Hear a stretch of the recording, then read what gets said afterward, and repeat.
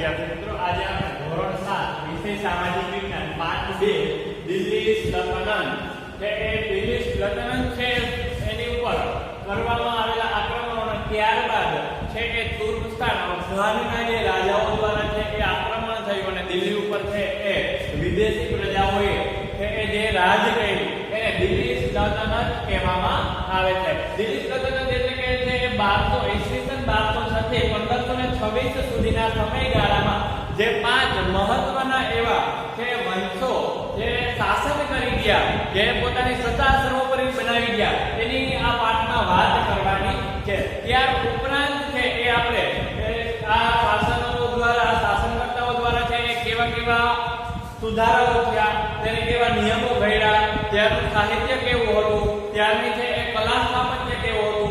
આ ઉપરાંત છે કે આપણે વિજયનગરની પણ વાત કરવાની છે.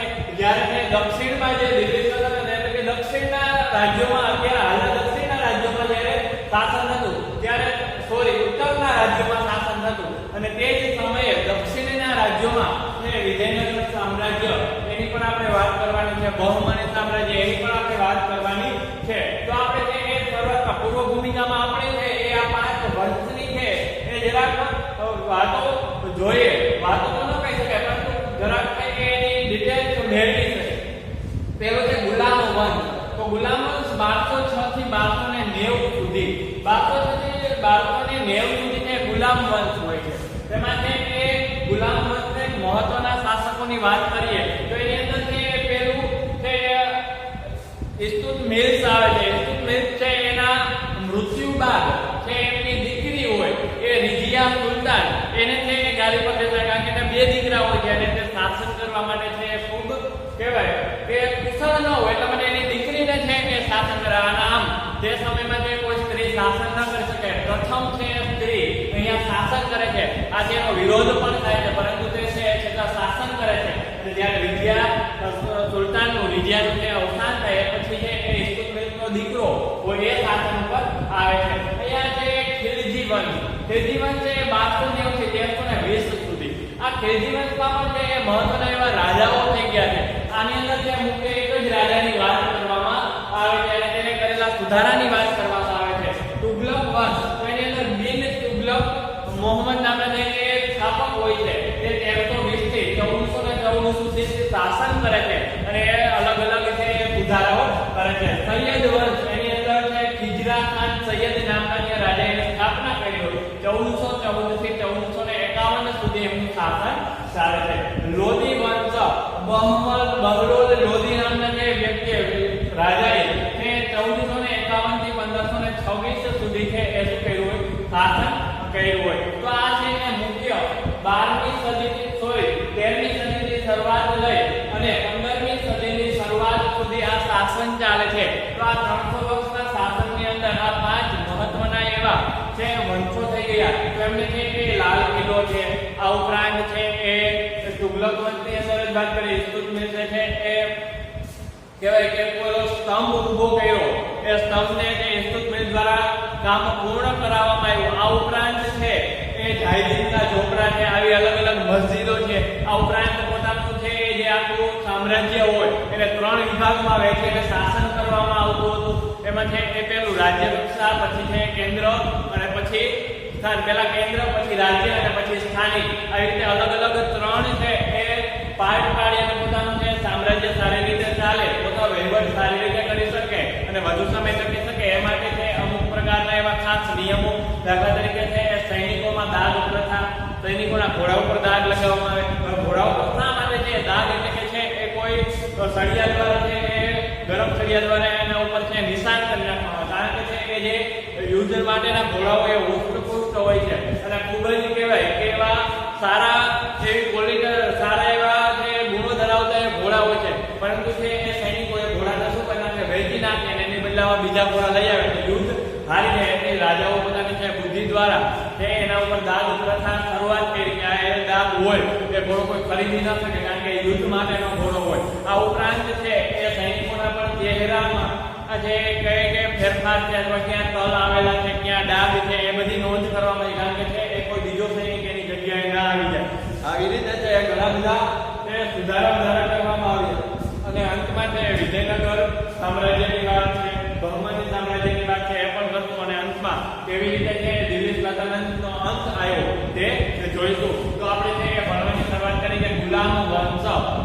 1206 થી 1219 સુધી.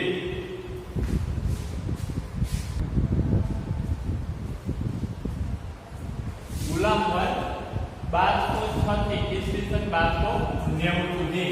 ઈસવીસન યાદ રાખજો ખાસ ઈસવીસન 1192 માં તરાઈનું બીજું યુદ્ધમાં, અહીંયા તરાઈનું બીજું યુદ્ધ આવે છે જે કે શાહબુદ્દીન ગોરે અને પૃથ્વીરાજ ચૌહાણ વચ્ચે થાય છે. પૃથ્વીરાજ ચૌહાણ અને શાહબુદ્દીન ગોરે વચ્ચે પહેલી વખત તરાઈનું યુદ્ધ થાય છે કે 1189 કે 51 આ સમયગાળામાં પ્રથમ યુદ્ધ થાય છે. અને પ્રથમ યુદ્ધમાં પૃથ્વીરાજ ચૌહાણ છે ઉત્તર ભારતનો છે કે શહેનશાહ રાજા હોય છે અને તે સમયમાં છે પૃથ્વીરાજ ચૌહાણ જીતી જાય છે અને છે એ ખૂબ એનો વિજય મળવાના કારણે એનું સામ્રાજ્ય પૃથ્વીરાજ ચૌહાણનું વધે છે. પરંતુ બીજી વખતે એટલે કે 1192 માં છે એ તરાઈનું બીજું વિશ્વ યુદ્ધ કરવા માટે શાહબુદ્દીન ગોરી કે એક વખત હાર મેળવ્યા પછી એનું વધારે સૈન્ય લઈ અને તે વધારે શસ્ત્રથી છે સજ્જ થઈને સેનાઓ લઈ અને આવે છે અને ફરીથી છે એ 1192 માં તરાઈનું દ્વિતીય વિશ્વ યુદ્ધ થાય છે. એમાં એને શું થાય છે કે હાર જીત મળે છે. આમ છે કે પૃથ્વીરાજ ચૌહાણમાં હાર મળે છે. ત્યારથી તે 1192 થી દિલ્હી સલ્તનતનો પાયો નાખ્યો. હવે દિલ્હી સલ્તનતનો પાયો કે ક્યારે નખાનો પ્રશ્ન પૂછે તો જવાબ આવે 1192. 1192 માં છે એમને દિલ્હી સલ્તનતની સ્થાપના કરી. આ ઉપરાંત મોહમ્મદ ગોરીના ગુલામ કુતુબુદ્દીન ઐબકને મામુલક વંશનો હતો. તેમને 5 વર્ષ સુધી શાસન જાળવી રાખ્યો. હવે જ્યારે ગુલામ વંશની વાત આવી તો ગુલામ વંશની સ્થાપના કેવી રીતે? તો ગુલામ વંશ નામ જ એવું છે કે જે ગુલામ હોય એ શાસન કરે એનો વંશ, એટલે એનું નામ ગુલામ વંશ રાખવામાં આવ્યું. અહીંયા છે મોહમ્મદ ગોરીનો ગુલામ વાત કરજો. ગુલામ એના હાથ નીચે તો ગુલામ હોય એ કુતુબુદ્દીન ઐબક હતો એ રાજા બનાવી દીધો અને આ રાજા કુતુબુદ્દીન ઐબક છે એને શું કહ્યું 5 વર્ષ સુધી છે એ શાસન કર્યું. હવે એવું છે કે વ્યક્તિત્વમાં હોય કુતુબુદ્દીન ઐબક કેટલા વર્ષ સુધી શાસન કર્યું ઐબકે તો કે 5 વર્ષ સુધી શાસન કર્યું. ત્યારબાદ શું થયું કે છે કે 1210 માં પોલોની રમતમાં ઘોડા પરથી પડી જવાના કારણે મૃત્યુ થયું અને ત્યાર પછી તેમના જમાઈ ઇલ્તુત્મિશ ગાદી પર આવ્યા. હવે જે અહીંયા ઇલ્તુત્મિશ છે એ રાજા તરીકે આવ્યા પરંતુ એને છે એ રાજા સાથે કુતુબુદ્દીન ઐબક સાથે બે રિલેશન હોય છે. એક તો છે એ ગુલામ તરીકે અને બીજું એક જમાઈ તરીકે. હવે છે એમના જમાઈ હોય છે. આવી રીતે છે કે એમના જમાઈ અને એમના ગુલામ હોવાથી એ આવે છે શાસન ઉપર અને એ શાસનને પોતાના સસરાનું જે સામ્રાજ્ય હોય એના ઉપર એ શાસન ચલાવે છે. તેમના સત્તાને સર્વોપરી બનાવવા ચહેલગામ 4 ગામની સ્થાપના કરી. હવે એને સત્તાને જે વિસ્તાર કરવા સત્તાને છે કે ત્યાં મજબૂત પાયો નાખવા માટે એને શું કર્યું કે એમને છે કે ચહેલગામ એટલે કે 40 દળોની સ્થાપના કરી. 40 દળોની સ્થાપના કરી. અમીર એવા તુર્ક લોકોને ભેગા કર્યા કારણ કે આદલી પ્રજા છે એ તુર્ક અફઘાનની છે ત્યાંથી છે શાસન કરવા માટે આવે એટલે છે કે 40 એવા દળો બનાવ્યા અલગ અલગ છે વિભાગ બનાવ્યા જ્યારે કે નાણાકીય વિભાગ ગૃહ ખાતું રોડ રસ્તા ખાતું આવી રીતે ત્યારે પણ છે કે અહીંયા ઇલ્તુત્મિશે શું કહ્યું હતું કે 40 દળોની સ્થાપના કરી. એને છે કે ચહેલગામ કહેવામાં આવે છે. પ્રશ્નની અંદર છે ચહેલગામની સ્થાપના કોણે કરી તો ઇલ્તુત્મિશ એનો જવાબ આવે. તેમના રાજધાનીનું સ્થળાંતર લાહોરથી દિલ્હી કરી નાખ્યું. હવે એમને જે રાજધાની પણ ફેરવી નાખી. જ્યાં જે શાસન કરીને રાજધાની જે બનાવી દીધી. આથી જે લાહોર રાજધાની હોય છે એના સમયમાં કોઈ કે કુતુબુદ્દીન ઐબકના સમયમાં અને ત્યાર પછી તેને લાહોરથી શું કરી નાખ્યું સ્થળાંતર કરી અને દિલ્હી કરી નાખ્યું. ઇલ્તુત્મિશને ગુલામ વંશનો સ્થાપક માનવામાં આવે છે. ઇલ્તુત્મિશે કામ જ એવા કર્યા છે અમુક એવા દળોની સ્થાપના કરી, અમુક છે કે રાજાઓને હરાવ્યા અને પોતાનું છે કે મજબૂત શાસન બનાવવા માટે ઘણા બધા એવા પ્રયત્ન કર્યા. આથી તેમને જે ગુલામ વંશનો સ્થાપક માનવામાં આવે છે. એક વાક્યની અંદર છે પૂછે છે કે એક વાક્યમાં ઉત્તર આપો છે કે કોને ગુલામ વંશનો સ્થાપક માનવામાં આવે છે તો કે ઇલ્તુત્મિશને ગુલામ વંશનો સ્થાપક માનવામાં આવે છે. પોતાના પુત્ર સુલતાન બનવા યોગ્ય ન હોવાથી તેમને કાબિલ પુત્રી કાબિલ એટલે કે હોશિયાર આ ઉપરાંત તે રાજા તરીકે રહી શકે એવી શક્તિ ધરાવનાર પુત્રી રીઝિયાને ઉત્તરાધિકારી બનાવી. પહેલા છે એની દીકરીને ઉત્તરાધિકારી બનાવે, પોતાના હાથ નીચે તે કામ કરાવે છે. પહેલા છે કોઈ પણ આવી રીતે હતું કે રાજા કોઈ સેનાપતિ અને પ્રધાન. હવે રાજા છે મૃત્યુ પામે અને એને કોઈ પુત્ર ન હોય તો શું કરે? સેનાપતિ રાજા બને અને પ્રધાન સેનાપતિ બની જાય. એવી રીતે અહીંયા છે એ શું કર્યું? કોઈ કે છે એને ઇલ્તુત્મિશે પોતાની દીકરીને છે એ રીઝિયાને ઉત્તરાધિકારી બનાવી દીધી અને છે એને પોતાના શાસન સાથે જોઈન્ટ કરી દીધી. પોતાનું શાસન કેવી રીતે કરવું એ પણ શીખવાડ્યું અને એના દીકરાઓ છે શાસન કરવા યોગ્ય હતા અને એ શાસન કરી શકે એની કાબિલ હતી, એટલે એનામાં શક્તિ હતી. આથી છે ઉત્તરાધિકારી બનાવી અને ઇલ્તુત્મિશના અવસાન પછી રીઝિયા સુલતાન ગાદી પર આવી. હવે રીઝિયા સુલતાન જે ગાદી ઉપર આવે છે ત્યારે કે ઇલ્તુત્મિશનું જે મૃત્યુ થઈ જાય પછી તો અહીંયા છે અત્યારે મુખ્ય ત્રણ રાજા. પહેલું છે કુતુબુદ્દીન ઐબક, બીજું ઇલ્તુત્મિશ અને ત્રીજું રીઝિયા સુલતાન. એક નોટમાં લખતું જાઓ ગુલામવંત, પછી તમારે ઈસવીસન લખવાના, અહીંયા વ્યવહાર કરીને પહેલો રાજા, બીજો અને ત્રીજો રાજા. આવી રીતે છે તમે લખશો તો વાંચવામાં છે સરળતા રહેશે કે જે આ ત્રણ રાજાઓ આવ્યા. હવે જે ગુલામવંતનું કઈ એમસીક્યુ પૂછ્યું તો એની અંદર છે રાજાના નામ તો ખબર પડી જાય કે આ ત્રણ રાજા ગુલામવંતમાં આવ્યા, આ ત્રણમાંથી જ જવાબ આવશે.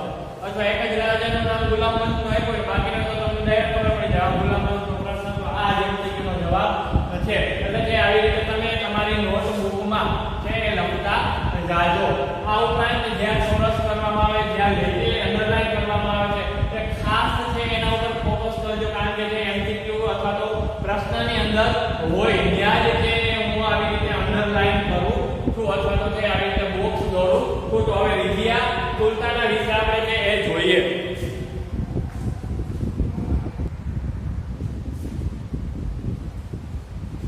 રીઝિયા દિલ્હીની ગાદી પર આવનાર પ્રથમ મહિલા શાસક હતી. ખાસ યાદ રાખજો પ્રશ્નની અંદર હશે જ અને પરીક્ષામાં પણ હશે જ.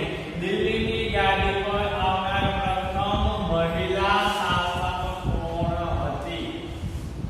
તો રીઝિયા સુલતાના અથવા રીઝિયા દિલ્હીની ગાદી પર આવનાર પ્રથમ મહિલા શાસક હતી. હવે જે એ સમયની અંદરની વાત કરીએ તો કે અહીંયા મહિલા શાસક તરીકે અનુમતિ મળવી પડશે ખૂબ મુશ્કેલ હતી, કારણ કે કોઈ સ્ત્રી શાસન કરે એની નીચે છે પુરુષો કામ કરે અને ત્યાં સમયમાં તેના નિયમો પણ એટલા બધા રૂઢિચુસ્ત હતા.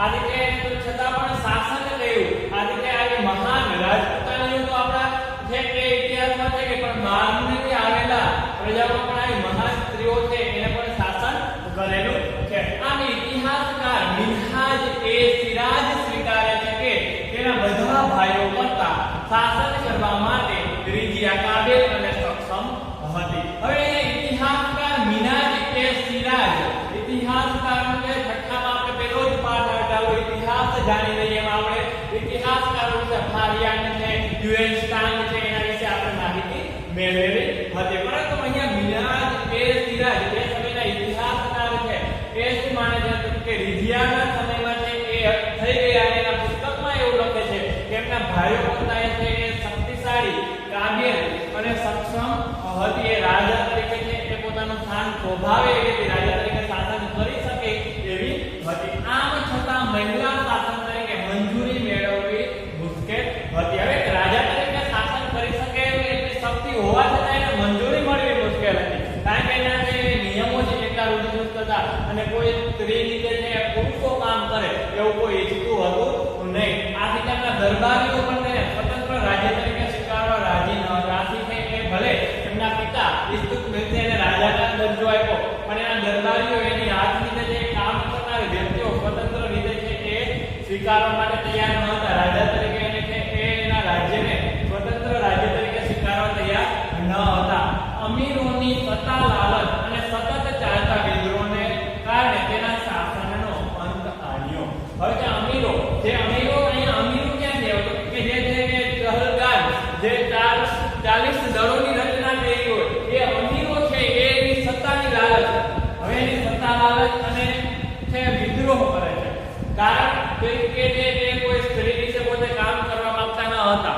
આમ છે સ્ત્રીઓને જે એ સમયમાં ખૂબ જ કહેવાય રૂઢિચુસ્ત નિયમો નીચે છે રહેવાનો હોય, છતાં એના પિતા છે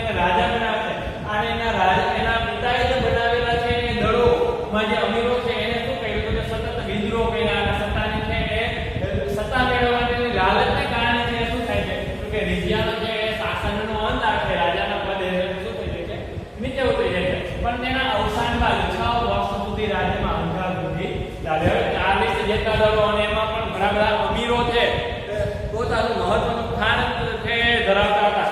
અને પછી એનું મૃત્યુ થાય એટલે 6 વર્ષ સુધી છે આ 40 અમીરો વચ્ચે છે એ શું થાય છે કે બધી ચર્ચાઓ થાય છે કે હવે કોણ રાજા બનશે, કોણ રાજ્ય કરશે, કારણ કે અમીરોના કારણે એની સત્તાનો શું છે તો અંત આવ્યો હતો. પણ અમીરોએ ઇસ્તુત મિર્ઝના પુત્ર નસરુદ્દીનને ગાદીએ બેસાડ્યો. એક પણ અમીર છે ગાદીએ ન બેઠો, પણ એને શું કહ્યું કે ઇસ્તુત મિર્ઝના પુત્ર નસરુદ્દીનને ગાદીએ બેસાડી દીધો. 21 વર્ષના શાસનકાળ બાદ તેનું અવસાન થતા ગિયાસુદ્દીન બલબન ગાદીએ આવ્યો. આ એનો 5મો રાજા છે. આ 5મો રાજા છે કે મહત્વનો એવો રાજા કહેવાય કે ઇસ્તુત મિર્ઝે જેવું કામ કર્યું એવું જ કામ એને અહીંયા પોતાના સુધારા વધારા કરીને કામ કરેલું છે. હવે છે કે જે નસરુદ્દીન છે એ 21 વર્ષ સુધી છે શાસન કરે છે અને એના શાસનકાળ બાદ એનું અવસાન થતા છે શું કરે છે ગિયાસુદ્દીન બલબન જે છે ગાદી પર આવે એને શું કહ્યું કે તેને ચેહલગાનીનો નાશ કર્યો અને શાસન પર અમીરોની પકડ ઢીલી કરી. ચેહલગાન એટલે કે જે અમીરોના દળ બનાવવામાં આવ્યા હતા, અમીરો જે કામ કરતા એને શું કહ્યું કે હવે અમીરો છે અહીંયા સત્તાની લાલચ માટે છે રીઝિયા જેવી કાબેલ એક મહત્વની રાજા તરીકે તે સ્વભાવથી મહિલા શાસકને પણ હેઠળ ઉતારી દીધી અને એની જગ્યાએ જે સક્ષમ ન હોય એવા વ્યક્તિને છે અમીરોએ બેસાડ્યો હતો. આથી બલબને મહત્વનો એવો સુધારો કર્યો અને શું કર્યો અમીરોની પકડ છે ઢીલી કરી નાખી. અમીરોને છે શું કર્યા સત્તામાંથી સ્થાન હટાવી નાખવામાં આવ્યું અને તેને પોતાના રાજાનું સ્થાન છે વધુ મજબૂત બનાવ્યું. પોતે એટલો સક્ષમ બન્યો કે હું એક રાજા તરીકે છે બધા જ કાર્ય કરી શકું. પણ બલબન છે એ સાહિત્ય અને કલામાં પણ પોષક હતો. બલબન રાજા છે સાહિત્ય કલા અને મજબૂત રાજા તરીકે છે એ પોતાનું સ્થાન શોભાયું અને મહત્વનો એનો સુધારો છે અહીંયા જોયો કે જે કાબેલી મહિલા શાસકને જો અમીર લોકો છે શાસનથી શું કરી નાખે હેઠે ઉતારે તો મને પણ છે અમુક સમય જતા શું કરી નાખે શાસનથી દૂર કરશે. આથી એને છે જે ચહલગાન જે દળો હતા એને જ હટાવી દીધા અને પોતે એક રાજા તરીકેનું સ્થાન શોભાવ્યું. એને બલબનને પણ છે એ પોતે સાહિત્ય અને કલામાં શોખીન રસ ધરાવતો હતો. એ છે નવા નવા સાહિત્યકારો પોતાના દરબારમાં જે આવે અને જે પોતાની કલાને પોષક હતો. આવી રીતે છે કે બલબન રાજા છે એ મહત્વનો એવો રાજા સાહિત્ય પ્રેમી કલા પ્રેમી હતો અને એને 22 વર્ષ સુધી છે શાસન કર્યું અને 22 વર્ષ પછી છે ખિલજી વંશની સ્થાપના થાય છે. તો અહીંયા બલબન છે એ તેના મૃત્યુ બાદ એટલે બલબન પછી છે ખિલજી વંશની સ્થાપના થાય છે અને અહીંયા ગુલામ વંશ છે એ પૂર્ણ થાય છે. તો ચાલો હવે ખિલજી વંશ વિશે જોઈએ.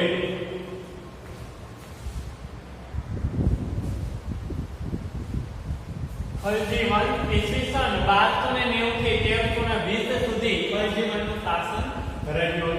જલાલુદ્દીન ખિલજીથી ખિલજી વંશની શરૂઆત છે. યાદ રાખજો કે ખિલજી વંશનો સ્થાપક કોણ છે તો કે જલાલુદ્દીન ખિલજી એટલે કે ખિલજી વંશની શરૂઆત કરેલી. જલાલુદ્દીનના 6 વર્ષના શાસનકાળ બાદ દિલ્હીની ગાદી પર સુલતાન અલાઉદ્દીન આવ્યો. હવે છે અહીંયા બીજો રાજા આવે છે ખિલજી વંશનો. પ્રથમ રાજા જલાલુદ્દીન ખિલજી અને બીજો અલાઉદ્દીન ખિલજી. તેમને ઉત્તર ભારત, ગુજરાત, દક્ષિણ ભારત પર વિજય પ્રાપ્ત કરી સામ્રાજ્યનો વિસ્તાર કર્યો હતો. હવે આ એક મહાન ચોર્યવંત છે એ શાસક તરીકેનું રાજા છે. ખૂબ છે શક્તિશાળી છે કારણ કે એને ઉત્તર ભારત, ગુજરાત અને દક્ષિણ ભારત એટલે કે જે આમ છે કે ભારતના મોટા ભાગના કહેવાય કે પૂર્વ ભાગના જ રાજ્યને એને જીત નથી મેળવી. બાકી છે કે ઉત્તર ભારત, અહીંયા પશ્ચિમ ભારત અને દક્ષિણ ભારત આ 3 દિશાઓમાં પોતાને પોતાનું સામ્રાજ્ય વધારી દીધું, વિસ્તારી દીધું અને ખૂબ શક્તિશાળી રાજા હતા. ત્યારે જે છે એ આટલા બધા યુદ્ધ કરી અને પોતાનું સામ્રાજ્યનો વિસ્તાર કરી અને પોતે છે એક રાજા તરીકે છે મજબૂત રાજા તરીકે પોતાનું શાસન કર્યું હશે. તેમને દિલ્હીમાં સ્થાયી સૈન્યની શરૂઆત કરી. હવે અહીંના સુધારાઓ આવે છે. હવે આટલો બધો છે મજબૂત રાજા હતો તો એને કેવા સુધારા પર મહત્વના એવા સુધારાઓ અહીંયા કરેલા છે. એક તો એને સ્થાયી સૈન્યની શરૂઆત કરી દિલ્હીમાં અને ત્યારબાદ તેમણે સૈન્યના સૈનિક અને ઘોડાને વિશિષ્ટ ઓળખ માટે દાદ અને ચહેરા પદ્ધતિ શરૂ કરી. હવે છે અહીંયા મેં તમને ઘટનાની શરૂઆત કરી ત્યારે કહી દીધું કે ઘોડા હોય તો એ ઘોડાઓ છે ખૂબ હૃષ્ટપુષ્ટ હોય, સારા એવા છે જાતિના ઘોડા હોય, યુદ્ધમાં જીત મેળવવા માટે છે એવા જરૂરી એવા ઘોડાઓ કે પોતે છે સારી રીતે દોડી શકે એવા ઘોડાઓ હોય છે. પરંતુ સૈનિક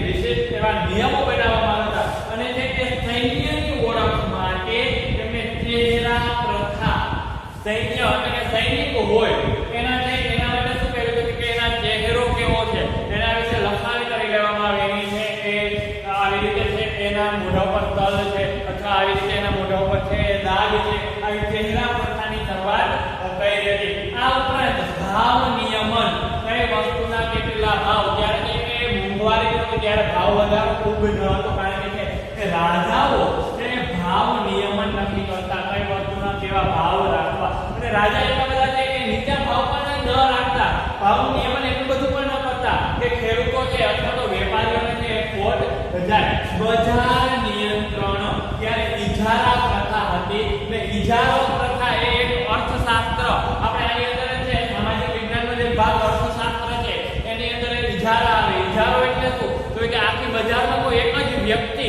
એક જ વસ્તુ વેચનાર હોય દાખલા તરીકે કોઈ એક આખી બજાર છે એની અંદર એક જ વ્યક્તિ મોબાઈલ વેચનાર હોય તો એ મોબાઈલનો ઇજારો છે કહેવાય એમ અહીંયા પણ છે ઇજારો ન હતો બજારનો ઇજારો દાખલા તરીકે છે એ આ રાજા જ્યારે શાસન અલાઉદ્દીન રાજા જ્યારે શાસન કરતો ત્યારે કોઈ એક જ વ્યક્તિ વેચનાર હોય તો એને પણ છે ભાવ નિયમન કરે આખી બજાર ઉપર નિયંત્રણ થાય ઇજારો ઉપર ન થાય દાખલા તરીકે હું આખી બજારમાં એક જ મોબાઈલ વેચું તો મને લેવો હોય તો ભાવ લઈ શકું પરંતુ રાજા છે એ અહીંયા પણ એનું પણ ધ્યાન રાખતા બજારનું પણ નિયંત્રણ કરતા સંગ્રહખોરી નિયમન સંગ્રહખોરી એટલે કે વધારે પડતો માલનો સંગ્રહ પણ ન કરવો એનાથી પણ શું થાય તો ઘણી વખત ખોટ થાય અને ઘણી વખત છે એ સારો એવો નફો પણ થાય પરંતુ અહીંયા રાજા છે એ એટલો સંગ્રહખોરી ઉપર પણ નિયંત્રણ રાખતા હતા આવી રીતે વહીવટી સુધારાઓ ભાવ નિયંત્રણ છે બજાર નિયમન છે આ ઉપરાંત સંગ્રહખોરી નિયમ છે આવા અલગ છે એ સુધારાઓ કરી અને પોતાના જે એ રાજ્યને એક મજબૂત શાસક તરીકે પોતાનું કામ છે એ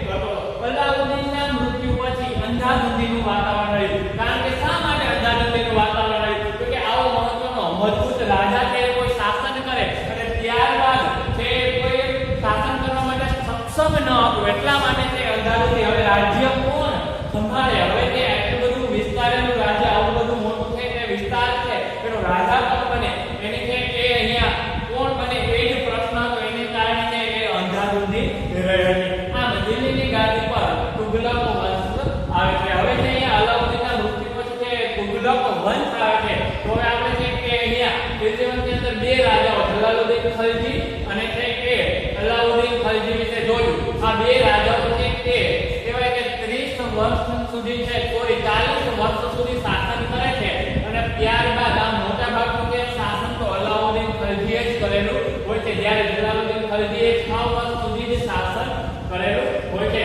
તો હવે આપણે છે કે તુગલક વંશની વિગતવાર વાત કરીએ વિગતવાર અભ્યાસ કરીએ તુગલક વંશ ઈસવીસન 1320 થી ઈસવીસન 1414 સુધી એમનું શાસન હતું તુગલક શાસનની શરૂઆત કરનાર ગિયાસુદ્દીન તુગલક હતો તુગલક વંશની શરૂઆત કોણે કરી હતી ગિયાસુદ્દીન તુગલક નામના રાજાએ છે એ તુગલક વંશની શાસન કરી તેને ખલજી વંશનો અંત આવ્યો હતો તુગલક વંશ દરમિયાન મુહમ્મદ બિન તુગલક એક પ્રભાવવંત સુલતાન હતો હવે આ પહેલો રાજા અને આ બીજો રાજા છે કે તુગલક વંશની શરૂઆત ગિયાસુદ્દીન તુગલકે કરી અને એના બાદ છે મુહમ્મદ બિન તુગલક નામનો રાજા શાસન પર આવ્યો હતો તે પ્રભાવવંત સુલતાન હતો એ પ્રભાવશાળી રાજા હતો પ્રભાવ બધા પર પડતો હોય એવો રાજા હતો જેમના સમયમાં કેટલીક યોજનાઓ અમલમાં મૂકી હતી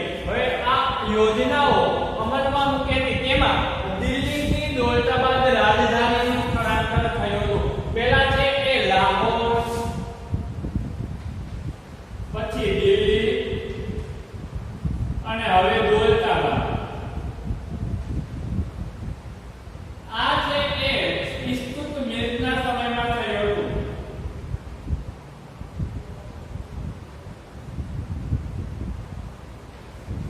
અને આ છે એ મુહમ્મદ બિન તુગલકના સમયમાં છે એ થયું હતું આવી રીતે છે કે આખું છે કે સ્થળાંતરનું કાર્ય થયું હતું ત્યારબાદ છે કે પ્રતિક મુદ્રા યોગ જેવી યોજનાઓનો સમાવેશ થાય છે અમુક એવા પ્રતીકો એવા મુદ્રાઓ બહાર પાડી, આવી યોજનાઓ પણ છે એ સમાવેશ થાય છે. ત્યારબાદ મોટા ભાગની યોજનાઓ આયોજનના અભાવને કારણે નિષ્ફળ ગઈ હતી. અમુક એવી વ્યવહારિકતાઓ, અમુક એવા તબક્કાવાર આયોજનના અમલ ન થયો, એટલા માટે આયોજનના અભાવને કારણે જે યોજનાઓ છે અમલમાં મૂકવામાં આવેલી હતી, આ યોજનાઓ નિષ્ફળ ગઈ. ઇતિહાસમાં આ યોજનાઓને તારંગી યોજના તરીકે સ્થાન પામી. હવે તારંગી યોજના એટલે અમુક વ્યવહારિકતાના કારણે અને તબક્કાવાર આયોજનબદ્ધના અભાવના કારણે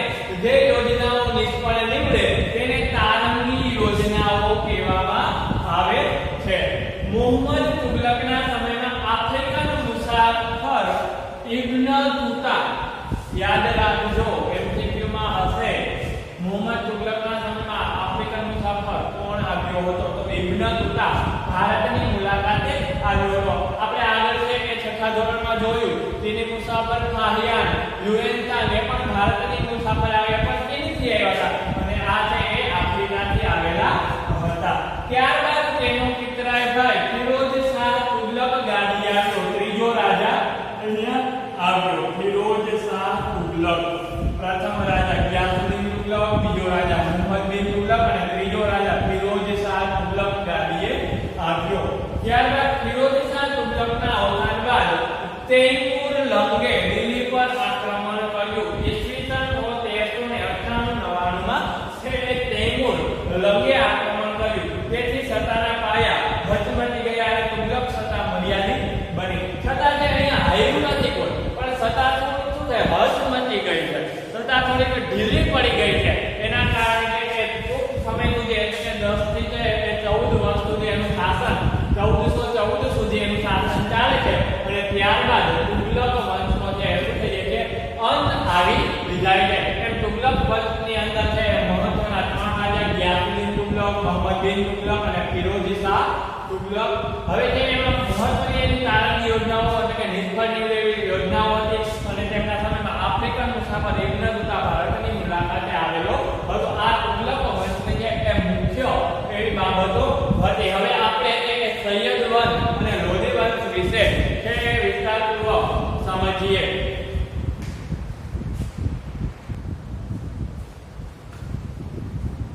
સૈયદ વંશ ઈસવીસન 1414 થી ઈસવીસન 1451 સુધી તેમનું છે શાસન હતું. પરંતુ સૈયદ વંશની જે ખાલી એની સ્થાપના કોણે કરી હતી એ ખાલી જે આપણને અહીંયા માહિતી આપવામાં આવેલી છે, એની કઈ વિસ્તારપૂર્વક એના રાજાઓની માહિતી. તો આના આધારે એવું કહી શકાય કે સૈયદ વંશ છે એ પોતે ટકી તો રહ્યો હતો, પરંતુ એને કઈ એવા ખાસ પ્રકારના સુધારા વધારા કરેલા નહીં હોય, અને એમાં કોઈ એવા મજબૂત શાસકો નહીં હોય. એટલે અહીંયા એની માહિતી ખૂબ જ ટૂંકાણમાં આપેલી છે. તો સૈયદ વંશની શાસનની શરૂઆત છે એ ક્યારે થઈ? કે તુગલક વંશના શાસનના અંત બાદ ખિજર ખાને, યાદ રાખજો, સૈયદ વંશની સ્થાપના કરી હતી. એમસીક્યુમાં પણ પૂછી નાખે અને એક વાક્યમાં ઉત્તર આપવામાં પણ પૂછી નાખે, કારણ કે સૈયદ વંશની ખાલી એક જ લીટી આખા પાઠમાં આપવામાં આવેલી છે.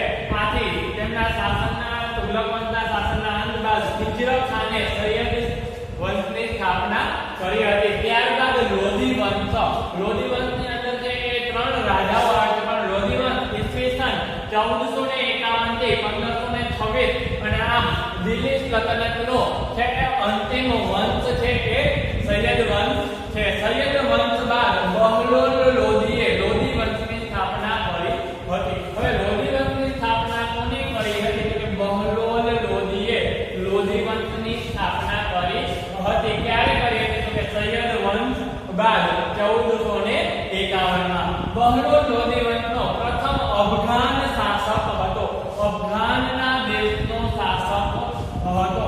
વિકલ્પ વાળાને પૂછે કે નીચેમાંથી કયો અફઘાન શાસક હતો? તો કે બહલોલ લોધી. આ ઉપરાંત લોધી વંશનો અંતિમ રાજા ઇબ્રાહિમ લોધી હતો. ઇબ્રાહિમ લોધી છે કે લોધી વંશનો અંતિમ રાજા હતો. તો પેલો બહલોલ લોધી, બીજો છે કે ઇબ્રાહિમ લોધી. આમ બીજો રાજા ઇબ્રાહિમ લોધી હતો, એને ઈસવીસન 1526 માં બાબર સામે પાણીપતના પ્રથમ યુદ્ધમાં પરાજય થયો હતો. હવે અહીંયા બાબર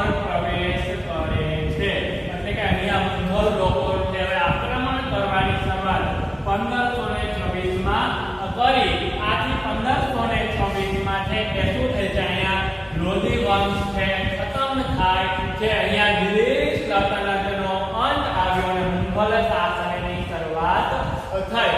મુઘલ શાસનની શરૂઆત ક્યારે થઈ અને કેવી રીતે થઈ? તો એના પ્રશ્નના જવાબ તરીકે એમ આવે કે મુઘલ દિલ્હી સલ્તનત શાસનની અંદર અંતિમ વંશ લોધી વંશના છે એ ઇબ્રાહિમ લોધી સામે ઈસવીસન 1526 માં બાબરે પાણીપતનું યુદ્ધ કરતા તેમનો પરાજય થયો. આથી અહીંયા જે દિલ્હી સલ્તનતનો અંત આવ્યો અને મુઘલ શાસનની શરૂઆત થઈ. અહીંયા જે મુઘલ શાસનની આ પાઠની અંદર જે 5 મહત્વના એવા વંશો હતા એ વંશોની વાત કરી, જે છે પેલો ગુલામ વંશ, બીજો તુગલક, ત્રીજો છે બીજો ખિલજી, ત્રીજો તુગલક, ચોથો છે સૈયદ અને પાંચમો લોધી. આમ 5 વંશની જે કે આપણે વાત કરી. હવે એની રાજ્ય વ્યવસ્થા કેવી હતી એના વિશે જોઈએ. હવે એની રાજ્ય વ્યવસ્થા કેટલા વિભાગમાં વહેંચવામાં આવી હતી? તો કે 13મી સદીમાં છે એ એની રાજ્ય વ્યવસ્થા 3 વિભાગમાં વહેંચવામાં આવી. એક તો કેન્દ્ર સ્થાને રાજા રહેતો, ત્યારબાદ સેનાપતિ, અધિકારીઓની વાત થાય અને ત્યાર પછી છે કે શું હતું? તો કે ત્યાર પછી અમુક એવા સામાન્ય એવા છે એ અધિકારીઓની વાત કરવામાં આવે. દાખલા તરીકે છે કે આજે રાષ્ટ્રપતિ,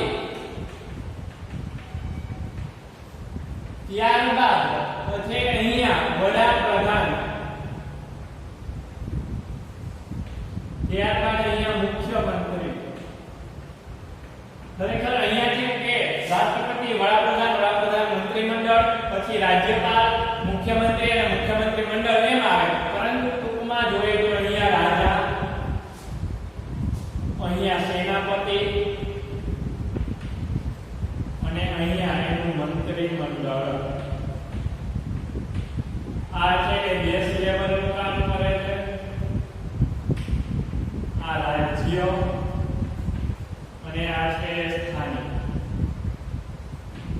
તો આને જે કેન્દ્ર કહેવાય, આને જે પ્રાંતીય કહેવાય અને આને સ્થાનિક કહેવાય. અત્યારે પણ આવી જ રીતે જે શાસન વ્યવસ્થા ચાલે છે. પણ અહીંયા વ્યક્તિઓમાં છે રાષ્ટ્રપતિને ચૂંટવામાં આવે છે, તો રાજા છે કે યુદ્ધ કરીને બનતો હતો. વડાપ્રધાનને અહીંયા છે કે ચૂંટવામાં આવે છે, પણ સેનાપતિને નિમવામાં આવતો હતો. અહીંયા મંત્રીમંડળમાં છે કે અમીરોને રાખવામાં આવતા હતા, જ્યારે મુખ્યમંત્રીને છે એ ચૂંટવામાં અથવા નિમવામાં આવતો હતો. તો આપણે હવે વિસ્તારપૂર્વક તેમનું શાસન વ્યવસ્થા કેવી હતી એ જોઈએ.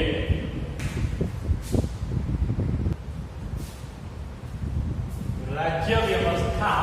દિલ્હી સલ્તનત શાસનની કેન્દ્રમાં સુલતાન હતો. દિલ્હી સલ્તનત અને જે શાસનમાં પેલા છે કે મેં વાત અહીંયા સમજે કે રાષ્ટ્રપતિ અને રાજા, એમ છે કે રાજા એટલે કે સુલતાન હતો. સર્વોપરી સુલતાનની સત્તા સર્વોપરી એટલે કે અત્યારે હાલમાં જે રાષ્ટ્રપતિની સત્તા છે એ સર્વોપરી હોય, તે સમયમાં સુલતાનની સત્તા સર્વોપરી ગણાતી. જેમાં સર્વોચ્ચ સેનાપતિ, કારોબારીનો સર્વોચ્ચ વડો, સર્વોચ્ચ ન્યાયાધીશ પણ હતો. હવે છે સર્વોપરી સત્તાની અંદર છે જેમ સુલતાન હતો, તો સુલતાનની સાથે સાથે સેનાપતિ છે, સેનાપતિ હતો અને એની સાથે સાથે કારોબારી, સર્વોચ્ચનો વડો અને સર્વોપરી ન્યાયાધીશ. આ 3 વસ્તુ હાઈલાઈટ જોવા મળે છે. કારોબારી, ન્યાયાધીશ અને છે એ સેનાપતિ. હવે અહીંયા શું થાય છે? તો કે અહીંયા એક નિયમ બનાવે, એક નિયમ જે અમલ કરાવે, એક નિયમ ન થાય તો એને દંડ કરે અથવા નિયમનું પાલન કરાવે.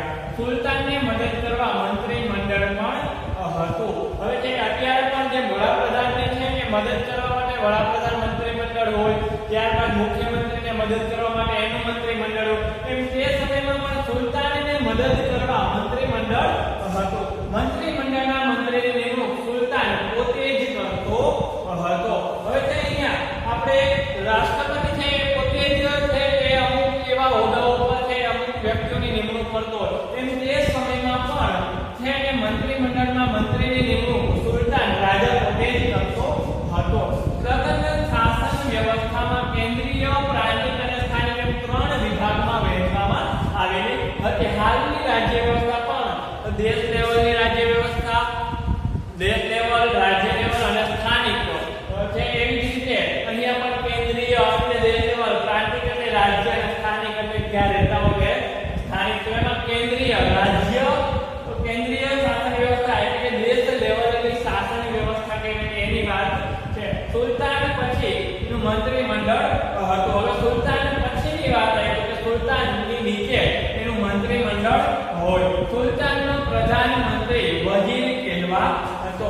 વજીર તરીકે આપણે દેશના પર એમાં વજીર તરીકે શું હોય તો કે સુલતાનનો જે પ્રધાનમંત્રી હોય એને વજીર કહેવાય. આ વજીર વહીવટ તંત્રનો વડો હોય. એનો વહીવટનો બધો એના હાથમાં હોય. વહીવટ તંત્ર હોય એની સર્વોચ્ચ સત્તા કેના હાથમાં હોય તો કે વજીરના હાથમાં હોય છે. આ ઉપરાંત મંત્રીમંડળમાં સેના વિભાગ, પત્ર વ્યવહાર વિભાગ, ધર્મ વિભાગ, વિદેશી વિભાગ અને ગુપ્તચર વિભાગ વગેરેનો સમાવેશ થતો હતો. હવે મંત્રીમંડળ અત્યારે હાલમાં પણ પત્ર વ્યવહાર છે કે તારટપાલ ખાતું છે, ત્યારબાદ ધર્મ વિભાગ છે, હાલમાં પણ છે કે સંસ્કૃતિ વિચારક સંઘ એવા ઘણા બધા એવા ખાતાઓ ધર્મ વિભાગની અંદર આવેલા છે. વિદેશી વિભાગ તો કહે છે કે આપણે દૂત રાખ્યા હોય દૂતની વાત કરે, વિદેશી છે કે દૂતની વાત કરવામાં આવે છે. વિદેશી વિભાગ જે આ એકબીજાના સમય અત્યારે વિદેશ દેશમાંથી આ બીજા દેશમાં આવે તો બીજા દેશમાંથી આપણા દેશમાં રહે. ગુપ્તચર વિભાગ એટલે કે અમુક એવી ગુપ્તી માહિતી રાખનાર વિભાગને ગુપ્તચર વિભાગ કહેવાય. દાખલા તરીકે આપણે તેની કોઈ પણ આપણને માહિતી છે એ ગુપ્ત રીતે આપનાર કોઈ વ્યક્તિ હોય આવું પણ એક વિભાગ હોય છે. આ વગેરે વિભાગનો સમાવેશ થાય છે. અહીંયા પ્રશ્નમાં પૂછે કે કેન્દ્રીય શાસન વ્યવસ્થામાં દિલ્હી સલ્તનતમાં કયા કયા વિભાગનો સમાવેશ થતો? પત્ર વ્યવહાર વિભાગ, ધર્મ વિભાગ, વિદેશ વિભાગ અને ગુપ્તચર વિભાગનો સમાવેશ થતો હતો. આવો જવાબ આવે. થોડા ઘણા અંશે આધુનિક મંત્રીમંડળ જેવી રચના તે સમયમાં જોવા મળે છે. થોડા ઘણા અંશે ને પણ આમ તો છે એની જે કાર્ય પદ્ધતિમાં ફેરફાર હતો પણ આમ રચના તો એની શું હતી તો કે અત્યારે પણ આવા જ વિભાગોની રચના કરવામાં આવે છે, આવી જ રીતે કામ કરવામાં આવે છે. પરંતુ એની જે કાર્ય કરવાની જે પદ્ધતિ અલગ હતી અને અત્યારે કાર્ય કરવાની પદ્ધતિ અલગ છે. આથી આધુનિક સમય જે હોય ત્યારે પણ મંત્રીમંડળ હતા. હવે અહીંયા કેન્દ્રીય શાસન પૂરું થાય છે. હવે રાજ્ય શાસન અને પછી સ્થાનિક શાસન વિશે જોઈએ. રાષ્ટ્રીય શાસન સ્વતંત્ર કાળમાં પ્રાંતીય અને જાગીરમાં વહેંચવામાં આવતું. સ્વતંત્ર કાળમાં જે પ્રાંતને એટલે કોઈ એક રાજાનું છે એ આખું રાજ્ય હોય એને જાગીર એટલે મિલકત ધરાવતા વ્યક્તિઓને જે વહેંચવામાં આવતું હતું. જાગીરમાં વહેંચવું એટલે જાગીર એટલે મિલકત થાય. એટલે છે આટલી જમીન આ વ્યક્તિની હોય તો એ જમીન છે એ વ્યક્તિને એના હાથ નીચે જે સોંપવામાં આવતી. આમ જેને ઇકતા કહેવામાં આવતું હતું. હવે જે ભાગમાં વહેંચવામાં આવ્યું દાખલા તરીકે છે એ મોટું અહીંયા એક રાજ્ય છે એને છે ચાર ભાગમાં વહેંચ્યું. આ બધા ભાગને જાગીર કહેવાય અને આ જાગીરને શું કહેવાય? ઇકતા. હવે આ ઇકતા કહેવામાં આ ઇકતાનો વડો ઇક્તેદાર કે મુક્તિ કહેવાનો. હવે આની અંદર શું કામ કરતો હોય? કોઈ મુક્તિ એક હોદ્દો છે, કોઈ નામ છે ને આ ચારેયની અંદર એક મુક્તિ કામ કરતા હોય. જે પ્રાંતનો કારીગરી અને ન્યાયતંત્રનો વડો હતો તેનું કાર્ય મહેસૂલ એકત્ર કરવાનું અને સુલતાનને મદદ પડીએ જરૂર કરવાની. જે મદદ પડે ત્યારે એને શું કરવાનું? જરૂરી મદદ હોય ત્યારે એને મદદ કરવાનું. આ ઉપરાંત શું કરવાનું તો કે મહેસૂલ એકત્ર કરવાનું. કોને? તો કે પ્રાંતીય કારોબારી અને ન્યાયતંત્ર. આમાં એક છે ન્યાયતંત્ર પણ હોય અને કારોબાર છે. આ એક આખું રાજ્ય છે એની અંદર આ મુક્તિ એકતા અને જાગીરમાં વહેંચવામાં આવ્યું છે. એની અંદર એકતા કહેવામાં આવે. એકતાના ઉપરી અધિકારીને મુક્તિ કહેવામાં આવે અને એની અંદર ન્યાયતંત્ર અને કારોબારી પણ હોય. હવે આને છે જરૂર પડીએ રાજાને મદદ કરવાનું અને છે મહેસૂલ એકત્ર કરવાનું કામ કરતા હતા. મુહમ્મદ તુગલકના સમયમાં કેન્દ્રીય સેનાને મહત્વ આપવા ઇક્તેદાર પર નિયંત્રણ સ્થાપવામાં આવે હતું. આપણે જો મોહમ્મદ તુગલકે છે દિલ્હીમાં સૈન્યને સ્થાયી કર્યું હતું તે જ સૈન્ય દ્વારા શું હતું તો કે આ જે ઇક્તેદારો આ મુક્તિ હતા આ મુક્તિ ઉપર નિયંત્રણ રાખવા માટે કારણ કે મુક્તિ કે બધા મુક્તિઓ ભેગા થઈ જાય તો રાજાને છે કે હરાવી પણ શકે. આથી એ માટે છે એને શું કહ્યું હતું કે આ મુક્તિ આ ઇક્તેદારો પણ કહેવામાં આવે એના ઉપર નિયંત્રણ સ્થાપવા માટે છે એ સેના મહત્વ આપ્યું તો કે સેનાને મહત્વ આપ્યું. એક સ્થાયી સેનાને છે એ સ્થાપિત દીધી હતી. હવે સ્થાનિક શાસન તો કે પ્રાંત પછી એકમને જિલ્લા કે તાલુકામાં વહેંચવામાં આવતો. હવે આ ઇકતા છે એને છે એ બે ભાગમાં વહેંચી નાખવામાં. ત્યાં એને પ્રાંતને તાલુકો અથવા જિલ્લો એવી રીતે બે ભાગમાં વહેંચવામાં આવે. જેમને અનુક્રમે સિંક અને પરગણા કહેવાય. કે તાલુકો હોય એને પરગણા કહેવાય અને જિલ્લાને સિંક કહેવાય. આવી રીતે સિંક અને એ પરગણામાં વહેંચવામાં આવતું હતું. ગામનો વહીવટ મુખી કે મુકાદમ કરતો હતો અને તેને કારકુન મદદ કરતા હતા. આવી રીતે છે કે ગામનો વહીવટ ચલાવવા માટે અત્યારે હાલમાં સરપંચ છે અને એને મદદ કરવા માટે કારકુન હોય છે. હવે આને છે કે આપણે ખૂબ જ સરળતાથી જોઈએ કે આ બધું કાર્યમાંથી મુક્તિ એકતા આપણે યાદ કરીએ. એટલા જ માટે છે કે આ ભારત દેશ શું છે? ભારત છે. એમાં છે કે રાજા શાસન કરે છે સર્વોપરી કેન્દ્ર. અને ત્યારબાદ શું થાય છે તો કે જાગીરમાં વહેંચવામાં આવે છે. તો આવી રીતે આ રાજ્યમાં વહેંચી. આ શું છે? રાજ્યો. રાજ્યોને શું કહેવામાં આવે? તો કે રાજ્યને જે પ્રાંત જાગીરમાં વહેંચવામાં આવે એને રાજ્ય. એની અંદર ઇક્તેદારો એટલે રાજ્યોમાં આવે. હવે એ શું કામ કરે? એની અંદર પાછા ઇક્તેદારો છે રાજ્યપાલ તો હોય છે, ભેગા છે ન્યાયતંત્રનો વડો હોય અને કારોબારી. ન્યાયતંત્રનો વડો એટલે છે કે સર્વ આપણે વડી અદાલત હોય એનો વડો છે અને કારોબારી એટલે કે મુખ્યમંત્રી. હવે છે ત્યારબાદ શું છે કે જે સુલતાનને જરૂર પડે મદદ કરતા. તો કે રાજ્યપાલ છે એ અહીંયા રાજાને અથવા તો રાષ્ટ્રપતિને છે એ જરૂર પડે મદદ કરે. હવે સ્થાનિક. હવે આ રાજ્ય છે પાછા રાજ્યને બે ભાગ પાડવાના. જિલ્લો અને તાલુકો, સિંક અને પરગણા. એમ પેલા ભારતમાંથી છે રાજ્ય અને રાજ્યમાંથી તાલુકા અને જિલ્લા અને તાલુકા અને જિલ્લામાંથી આપણું ગામ. આવી રીતે છે પહેલા પણ આવી જ રીતે શાસન વ્યવસ્થાના ભાગ પાડવામાં આવતા હતા. આજના લેક્ચરમાં આપણે છે કે દિલ્હી સલ્તનતના અંદર આપણે જોયું કે 1206 થી 1526 સુધીના 5 મહત્વના એવા વંશોની વાત કરી. આ ઉપરાંત એની રાજ્ય વ્યવસ્થાની વાત કરી. તો હવે આપણે આગળના ભાગમાં છે એની છે કલાઓ અથવા તો એના સ્થાપત્ય કેવા હતા છે. આ ઉપરાંત વિજય સામ્રાજ્ય, વિજયનગર સામ્રાજ્ય, બહમની સામ્રાજ્ય અને દિલ્હી સલ્તનતનો અંત કેવી રીતે આવ્યો એ જોઈશું. ત્યાં સુધી તમે આ પાઠનો અભ્યાસ કરો. આ ઉપરાંત છે આમાંથી ઘણા બધા પ્રશ્નોના જવાબ તમને સહેલાઈથી મળી જાય તો એ સ્વાપોથીમાં લખો. એવી રીતે અભ્યાસ તમે છે કે ખૂબ ને ખૂબ ન સમજાય તો ફરીથી છે કે તમે વારે વારે